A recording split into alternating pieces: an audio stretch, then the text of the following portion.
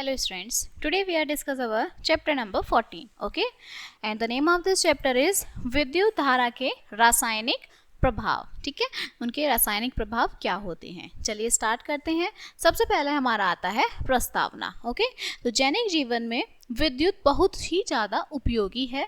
ठीक है, विद्युत का उपयोग जो है वो पंखा चलाने, विभिन्न प्रकार की मशीनें चलाने और रेलगाड़ी चलाने में किया जाता है। विद्युत जो है वो प्रवाहित होने के लिए ऋण आवेश तथा धन आवेश होते हैं। ठीक है, विद्युत आवेश के जो प्रवाह हैं उसको विद्युत धारा आप कहते हैं। ठीक है, ये इसका फॉर्मूला है, विद्युत इज इक्वल्स टू चालक में प्रवाहित आवेश की मात्रा अपॉन विद्युत आवेश का समय। ये कितनी मात्रा है और कितना वो टाइम ले रहा है। ठीक है, प्रवाहित आवेश जो है वो इलेक्ट्रॉन होते हैं जो ऋण ध्रुव से धन ध्रुव की ओर प्रवाहित होते हैं, परंतु जो आपका प्रचलित रूप से धारा की दिशा है वो बैटरी के धन ध्रुव से ऋण ध्रुव की ओर चलती है। ठीक है, टॉर्च है, ट्रांजिस्टर है, आपके कैलकुलेटर आदि को चलाने में जो आपके शुष्क सेल मतलब टॉर्च सेल का प्रयोग करते हैं।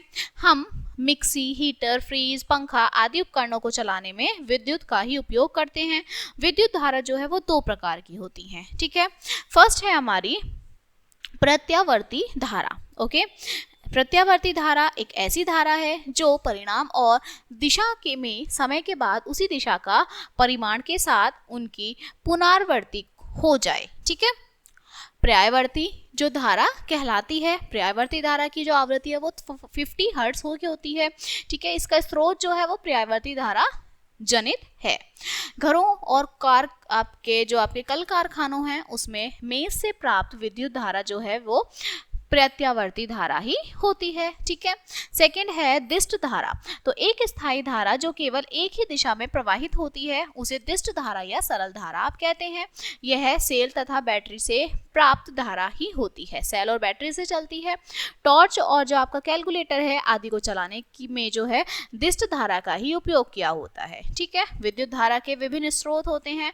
सेल है आपका जनित मतलब जनरेटर है। ठीक है, अब सेल जो है वो दो प्रकार के होते हैं, प्राथमिक सेल और आपका द्वितीयक सेल। ठीक है, विद्युत जो के आवेशों के निरंतर प्रवाह के लिए शुष्क सेल का जो है उपयोग किया जाता है। यह तार में लगातार आवेश प्रवाहित करता है। ठीक है, गतिशील आवेशों में जो शक्ति होती है उसे विद्युत आवेश शक्ति आप कहते हैं। ठीक है, इस सेल में जो धनात्मक है वो पॉजिटिव तथा जो ऋणात्मक मतलब जो नेगेटिव टर्मिनल, पॉजिटिव और नेगेटिव टर्मिनल होते हैं। इन टर्मिनलों को तार से जोड़ने पर जो विद्युत है उसका प्रवाह ऋणात्मक टर्मिनल से धनात्मक टर्मिनल की ओर जो है वो प्रवाहित करता है। ठीक है, प्राथमिक सेलों में जो रासायनिक ऊर्जा है उसको अपरिवर्तनीय विद्युत ऊर्जा के रूप में रूपांतरित किया जाता है। ठीक है, उदाहरण के लिए आपका वोल्टेज सेल या फिर शुष्क सेल से रासायनिक ऊर्जा की आपकी अपरिवर्तनीय विद्युत ऊर्जा में रूपांतरित किया जाता है। ठीक है, द्वितीय सेल का जो प्रयोग है वो बार बार किया जा सकता है, हम उन्हें बार बार यूज में ला सकते हैं। ठीक है, नाउ विद्युत धारा के स्रोत क्या होते हैं। सबसे पहले है शुष्क सेल। ओके, तो इस सेल में जो आपके जस्ते का बर्तन होता है जो ऋण टर्मिनल का कार्य करता है। अमोनियम क्लोराइड का जो पेस्ट है वो विद्युत अपघट्य की भांति कार्य करता है। एक कार्बन छड़ जिस पर पीतल की टोपी होती है जो धन टर्मिनल की भांति कार्य करता है। ठीक है, आपका कार्बन छड़ जो है वो आपका मैग्नीज डाइऑक्साइड के पेस्ट से घिरी होती है।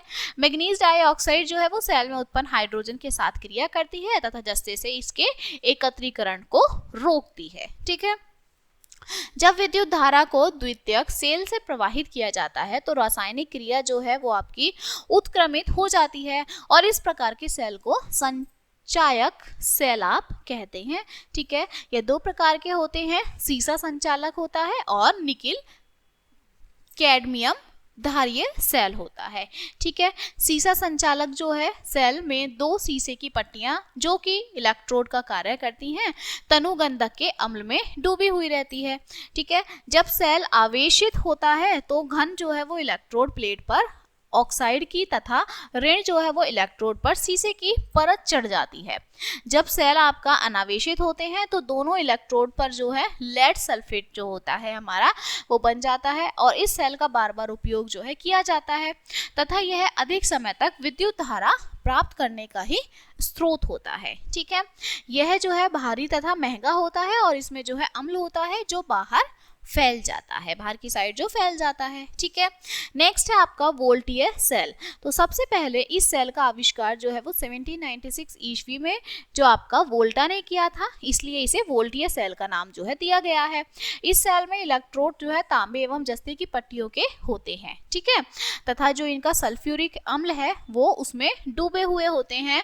दोनों इलेक्ट्रोडों को जब एक तांबे के तार द्वारा जोड़ दिया जाता है और बीच में एक बल्ब लगाते हैं तो विद्युत धारा के जो प्रवाह है उसके कारण बल्ब जलने लगते हैं। जो बल्ब जलता है वो इसी क्रिया से जलता है। इलेक्ट्रॉन जो है वो जस्ते की पट्टी की ओर प्रवाहित होने लगते हैं और यह संपूर्ण प्रक्रिया जो है वो कुछ ही मिनटों के लिए होती है, क्योंकि जो सेल है वो रासायनिक क्रिया के कारण हाइड्रोजन गैस उत्पन्न करती है और तांबे की पट्टी के चारों ओर एक परत सी बनाकर आगे की क्रियाओं को रोक देती है, ठीक है। नेक्स्ट हमारा आता है विद्युत धारा के सुचालक एवं कुचालक क्या हैं। तो जो पदार्थ अपने अंदर से होकर विद्युत धारा को प्रवाहित होने देते हैं वो विद्युत के सुचालक होते हैं। इसके विपरीत जो पदार्थ अपने अंदर से होकर विद्युत धारा को आसानी से प्रवाहित नहीं होने देते, मतलब वो आसानी से नहीं बाहर जा पाते, वे विद्युत के कुचालक होते हैं, ठीक है। हमने देखा था कि धातुएं जैसे तांबा, एल्युमिनियम ये विद्युत का चालन करते हैं, जबकि कुछ पदार्थ जैसे आपकी रबड़ है, प्लास्टिक है, लकड़ी है, ये विद्युत का चालन नहीं करते। क्लियर। नेक्स्ट है हमारा क्या द्रव विद्युत चालन करते हैं। अब देखिए द्रव हम देखते हैं कि वो चालन करते हैं या नहीं करते हैं। तो यह जांच करने के लिए द्रव अपने से होकर विद्युत धारा को प्रवाहित होने देता है या नहीं, हम संप्रेक्षित का प्रयोग कर सकते हैं, जिसे हमने पिछली कक्षा में बनाया था। ओके, अब हम सेल पर बैटरी का उपयोग करेंगे। संप्रेक्षित का उपयोग करने से पहले हम यह भी परीक्षण करेंगे कि वह कार्य कर रहा है या फिर नहीं कर रहा। तो ये हमारा वही एक्सपेरिमेंट है, ठीक है। देखते हैं इसे। संप्रेक्षित सिरों को ऋण भर के लिए एक दूसरे को स्पर्श कराइए और ऐसा करते ही संप्रेक्षित का जो परिरथ है वो पूरा हो जाता है, कंप्लीट हो जाता है और जो बल्ब है वो दीप्त हो जाता है। यदि बल्ब दीप्त नहीं होता तो इसका अर्थ है कि जो आपका संप्रेक्षित कार्य नहीं कर रहा है, ठीक है। तारों के संयोजन शिथिल हो या बल्ब फ्यूज हो गया हो अथवा आपके सेल जो है बेकार हो गए हो, कुछ भी रीजन हो सकता है। जांच कीजिए कि सभी संयोजक जो है वो कसे हुए हैं या नहीं, ठीक है। नहीं तो यदि संयोजक पहले से ही कसे हुए हैं तो बल्ब को बदल दीजिए, बल्ब चेंज करिए। क्लियर। अब फिर जांच कीजिए संश्रित कार्य कर रहा है या नहीं, और यदि अब भी कार्य नहीं कर रहा तो सेलों को बदल दीजिए, ठीक है। इस प्रकार दोबारा से देखिए। अब आप क्या करेंगे, इसका उपयोग द्रवों का परीक्षण करने में किया जाता है, ठीक है। कोई द्रव अगर विद्युत का चालन है, मतलब जो वाटर है वो विद्युत का चालन है, परंतु यह संभव है कि वह धातु की भांति आसानी से विद्युत का चालन नहीं कर पाता, तो इसके कारण जो आपके संप्रेक्षित का परिरथ है वो पूरा हो जाता है, लेकिन इसमें विद्युत धारा जो बल्ब है उसको दीप्त करने के लिए दुर्लभ हो सकती है, ठीक है। चलिए, जो आपकी विद्युत बल्ब के स्थान पर जो विद्युत है उसके स्थान पर आप एलईडी लगा सकते हैं, ठीक है। एलईडी प्रकाश उत्सर्जक डायोड का उपयोग कर सकते हैं, ठीक है। एलईडी जो दुर्लभ विद्युत जो है वो धारा प्रवाहित होने की भी दीप्त होता है। एलईडी के साथ जो है दो तार जुड़े होते हैं, इन तारों को लेड्स आप कहते हैं, ठीक है। एक बार तार की अपेक्षा लंबा होता है और इस बात का ध्यान रखिए कि जो लेड है उसको किसी परिरथ में जोड़ते समय इसके लंबे तार को सदैव बैटरी के धन टर्मिनल से तथा छोटे तार को बैटरी के ऋण टर्मिनल से ही जोड़ते हैं, ठीक है। इस प्रकार की क्रिया से जो विद्युत धारा है उसके किसी अन्य प्रभावों का उपयोग आप कर सकते हैं। क्लियर। अब ये दूसरा एक्सपेरिमेंट है कि जो हमारा संप्रेषित था उसमें आप क्या करें, नीचे नींबू का रस डाल दें, द्रव की जगह नींबू का रस, और उसके बाद आपने देखना है कि ये एक्सपेरिमेंट होता है या फिर नहीं होता है। क्लियर।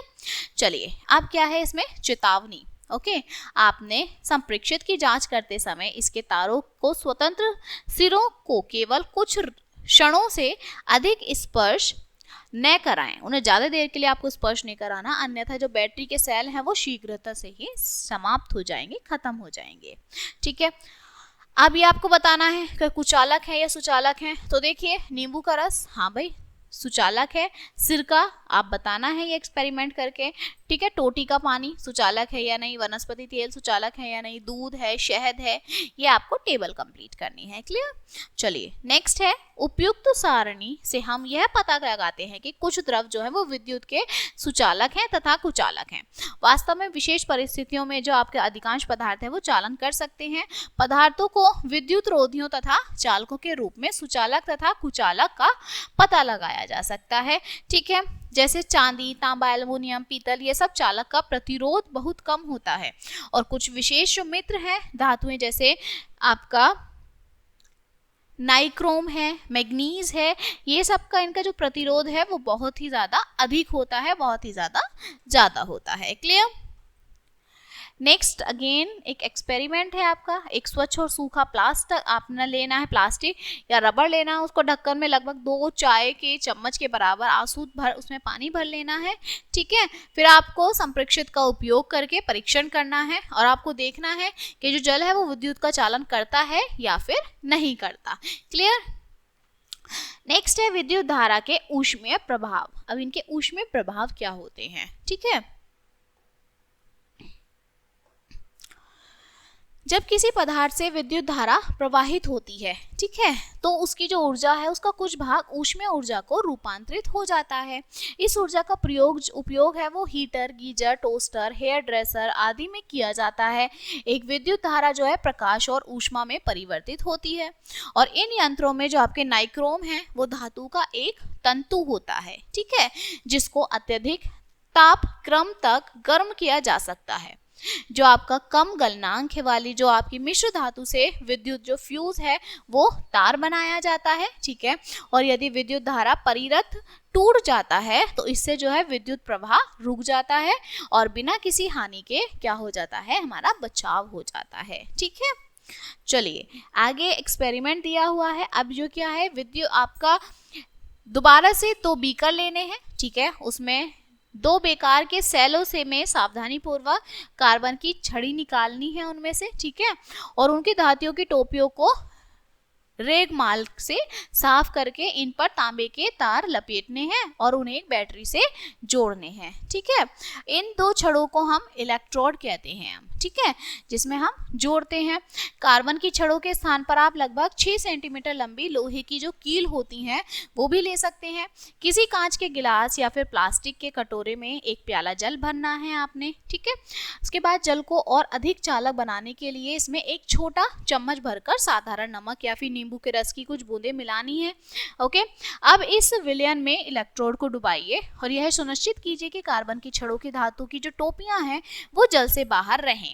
3-4 मिनट तक प्रतीक्षा करिए और उसके बाद आप देखिए कि इसमें क्या चेंजेस आते हैं। ठीक है, नेक्स्ट है विद्युत धारा का रासायनिक प्रभाव क्या होता है। ओके, तो किसी चालक विलयन से विद्युत धारा प्रवाहित होने पर रासायनिक प्रक्रियाएं होती हैं। ठीक है, इसके फलस्वरूप इलेक्ट्रोडों पर गैस के बुलबुले बन सकते हैं। इलेक्ट्रोड पर धातु के विपक्ष आप देख सकते हैं। ठीक है, विक्षेप देख सकते हैं, विलयनों के रंग में परिवर्तन हो सकता है और यह रासायनिक अभिक्रिया उपयोग किए जाने वाले विलयन तथा इलेक्ट्रोडों पर ही निर्भर करती है। ठीक है, ये विद्युत धारा के जो है कुछ रासायनिक प्रभाव होते हैं। क्लियर। नेक्स्ट है आपके विद्युत लेपन। जब हम किसी नई साइकिल को देखते हैं तो साइकिल का जो रिम है या फिर पहिए हैं वो चमकदार होते हैं, बहुत चमकते हैं।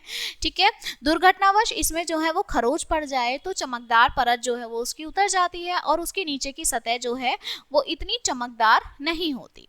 कुछ बनावटी आभूषण सोने की तरह चमकदार होते हैं क्योंकि इन पर जो सोने की परत है या फिर अन्य धातु की परत होती है, जिससे ये क्या दिखते हैं आपको, जो आपके चमकदार दिखते हैं। ठीक है, इसी प्रकार जब कॉपर सल्फेट जो है विलयन में विद्युत धारा प्रवाहित होता है तो कॉपर सल्फेट जो है वो कॉपर और सल्फेट में वियोजन हो जाता है। स्वतंत्र कॉपर मतलब तांबा बैटरी के ऋण टर्मिनल से संयोजित इलेक्ट्रोड की ओर आकर्षित होता है, अट्रैक्ट होता है तथा उस पर जो आपका निक्षेपित हो जाता है लेकिन विलयन में कॉपर के श्रेय की जो पूर्ति है वो किस प्रकार होती है, ठीक है। तो हमें ये देखना है कि वो किस प्रकार इसकी पूर्ति होती है।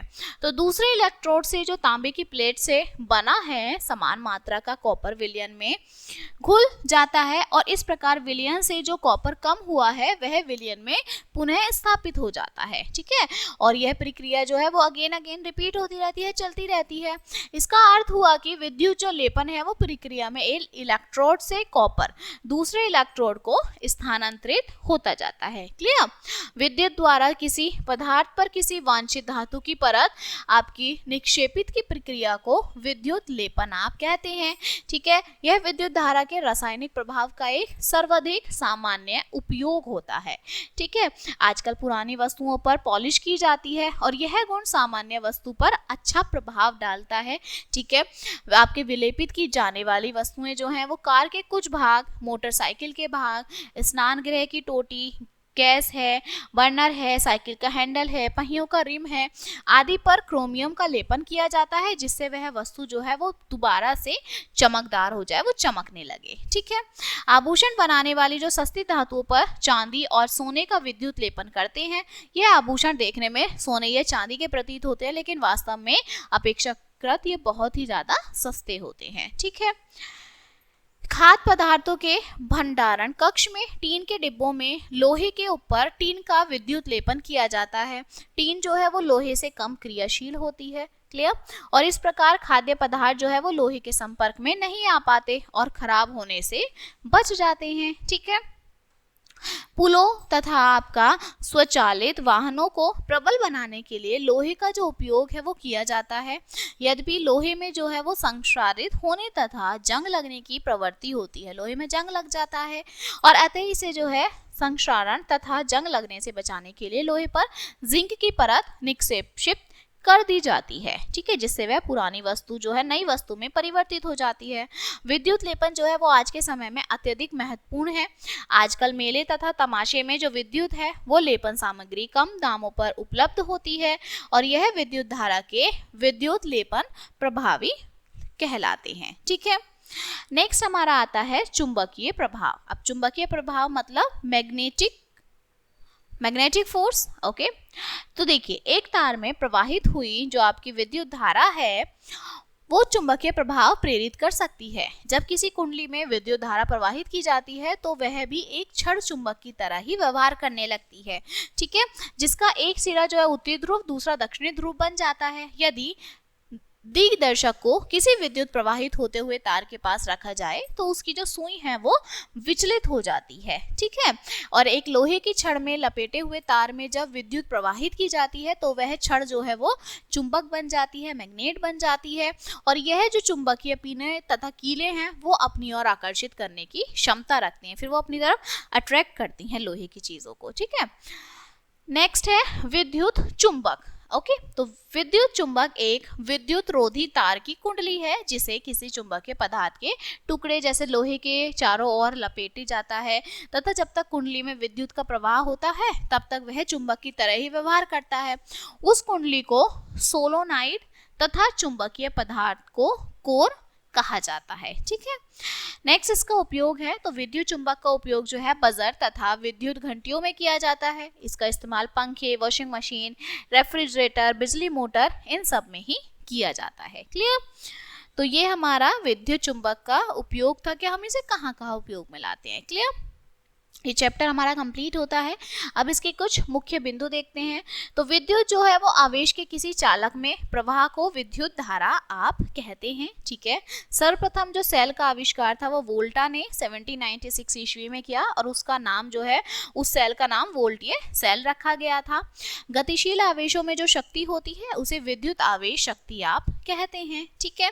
जो वस्तुएं विद्युत धारा आसानी से प्रवाहित न करें विद्युत कुचालक होती हैं और कुछ द्रव जो है वो विद्युत के सुचालक हैं और कुछ जो है वो आपके कुचालक हैं, ठीक है। क्रोमियम चमकदार और महंगा पदार्थ होता है और विद्युत धारा द्वारा किसी पदार्थ पर किसी वांछित धातु की परत जो है वो आपके निक्षेपित करने की प्रक्रिया को विद्युत लेपन आप उसे कहते हैं, ठीक है। तो ये चैप्टर हमारा यही कंप्लीट होता है and I hope you will understand this chapter and we will meet on the next chapter. Thank you.